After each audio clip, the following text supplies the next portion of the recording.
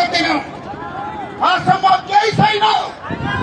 त्यसैले आज म गुरुहरूलाई, देशभरिका शिक्षक वर्गहरूलाई के भन्न चाहन्छु भन्दाखेरि तपाईलाई साथ दिन नेपाली सञ्चारकर्मी तयार छ,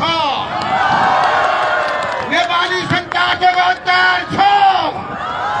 नेपाली सञ्चार जगतले 40 सालमा 65-63 सालमा आन्दोलनको नेतृत्व गरेको हो परिवर्तनको लागि। र आज म सबै सञ्चार गृहको तर्फबाट आज म सबै सञ्चार गृहका मालिकहरूलाई, ओनरहरूलाई र सबै सञ्चारकर्मीलाई भन्न चाहन्छु, शिक्षकहरूको माग पूरा गराउन हामी सबै तपाईँको साथमा छौँ, ढुक्क हुनुहोस्। त्यसैले आज शिक्षक साथीहरूको जुन पीडा छ, दुःख छ, देशभरिबाट यहाँ तपाईँहरू आफै यो देशको शिक्षा ऐन तत्काल जारी हुनुपर्छ भनेर जसरी आउनु भएको छ, म यो देशका सबै पोलिटिकल पार्टीका नेताहरूलाई आग्रह गर्न चाहन्छु, सांसदहरूलाई भन्न चाहन्छु, हरेक आन्दोलनमा तपाईँहरूले शिक्षकहरूको सहयोग लिनुभयो, हरेक चुनावमा शिक्षकहरूले साथ दिए।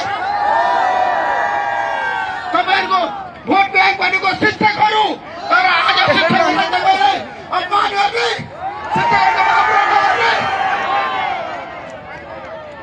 यो कदापि हुँदैन। म सबैलाई भन्न चाहन्छु, सबै क्षेत्रका मान्छेहरूलाई भन्न चाहन्छु, सबै वर्गलाई भन्न चाहन्छु, हाम्रा देशका शिक्षकहरूको माग तुरन्त पुरा हुनुपर्छ, शिक्षा जारी हुनुपर्छ। आज संसारमा परिवर्तन अवश्यभावी छ। जनता सडकमा आयो भने राज्यले सम्झौता गर्नै पर्छ। तपाईँहरूको माग भनेको जायज छ, तपाईँहरूको माग पुरा गर्न अब सरकार तयार हुनुपर्छ। त्यसैले म तपाईँलाई आग्रह गर्न चाहन्छु, तपाईँ ढुक्क हुनुहोस्। अब तपाईँहरूको माग बाध्य गरेर सरकारले पुरा गर्नै पर्छ र सरकारले अब तपाईँहरूसँग वार्ता गर्ने होइन, समस्याको समाधान खोजिदियो र शिक्षा ऐन आजको आवश्यकता हो। हाम्रो देशमा दुईटा व्यवस्था परिवर्तन भयो, यो बिचमा तीनटा व्यवस्था परिवर्तन भयो 40 सालको जनआन्दोलनपछि, तर एउटा शिक्षा ऐन किन जारी हुँदैन देशमा?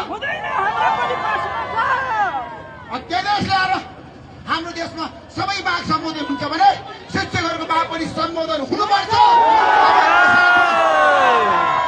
जहिले पनि डढीपूरण गर्दै म शिक्षकहरूलाई अभिनन्दन गर्न चाहन्छु। साक्षी राखेर भन्न चाहन्छु, राज्य समितिलाई आग्रह गर्न चाहन्छु, सबै पोलिटिकल पार्टीलाई सत्ता पक्ष प्रतिपक्षलाई भन्न चाहन्छु, लोकतान्त्रिक मूल्य र मान्यता महिनेको सरकारले लोकतान्त्रिक मूल्य र मान्यताको प्रदर्शन गरेर शिक्षकहरूको माग पूरा गर्नै पर्छ। शिक्षा ऐन जारी हुनै पर्छ। नमस्कार। धन्यवाद आदरणीय लोकप्रिय वरिष्ठ पत्रकार ऋषि धमलाज्यू, उहाँलाई तालीद्वारा धन्यवाद ज्ञापन गरिदिनु हुन सम्पूर्ण साथीहरूलाई हार्दिक धन्यवाद गर्दछु र त्यसपछि आफ्नो भनाइ राखिदिनु हुन अखिल नेपाल शिक्षक संघका आदरणीय महासचिव चक्रमाणी पौडेल सरलाई हार्दिक अनुरोध गर्दछु। धन्यवाद। नेपाल शिक्षक महासंघका अर्थ महासचिव एवं आजको यो कार्यक्रमका सञ्चालकज्यू र नेपाल शिक्षक महासंघ राष्ट्रिय समितिको आह्वानमा माघ 30 गतेदेखि सञ्चालन भएको आन्दोलनको यो